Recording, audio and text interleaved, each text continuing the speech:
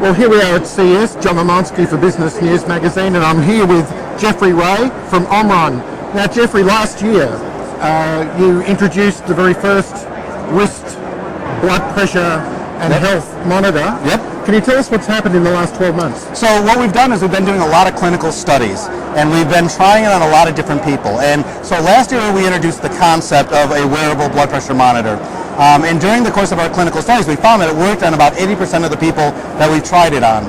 So what we've spent the last year on is saying we wanted to make sure that it worked on a heck of a lot more than that. We want everybody to be protected. So what we've done is we actually redesigned the cup that goes inside the monitor here so that it can fit everybody from small arms to large arms so that it can have a comfortable fit and is accurate. So now we're getting ready to go into our final clinical studies that we'll submit to the FDA, and we have to be accurate on probably about 95% of all people that we try it on.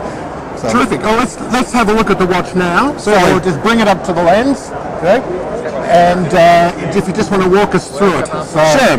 So obviously it looks like a watch, kind of acts like a watch. It has a clock onto it. But really what it is an FDA cleared medical device. So when we take our blood pressure, so I just took my blood pressure a couple seconds ago, and what it's telling me is that I was 119/91. You'll see that it's actually color-coded.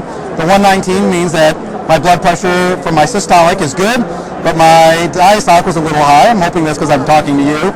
And it's got my pulse rate. Then I can go through the next screen. It shows me my steps, my calories, my distance. It also shows me my sleep, when I went to bed, when I woke up, how many hours of sleep I got, how much of it was restful. And then it also has notifications. So there's my email, my text messages, and any incoming phone calls that I'm receiving or may have missed. Okay, Jeff, we'll come back into screen. Okay. So it's not only a wonderful health wearable, it also does a lot of normal smartphone behavior. Yeah, so a lot of people say, well, are you trying to make a smartphone? We say absolutely not. But what we do is blood pressure.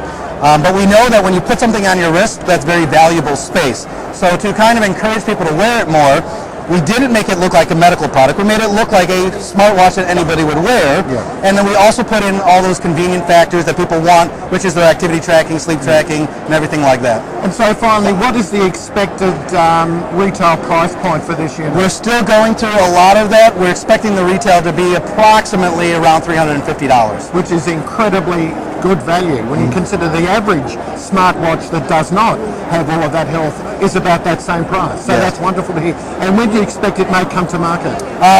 Depending on when it clears the FDA, we're expecting it to be between early to mid-fall. Okay, Jeffrey, thank you very much. Yep. So it's Jeffrey from Omron, Jon Mamonski here at CES 2018.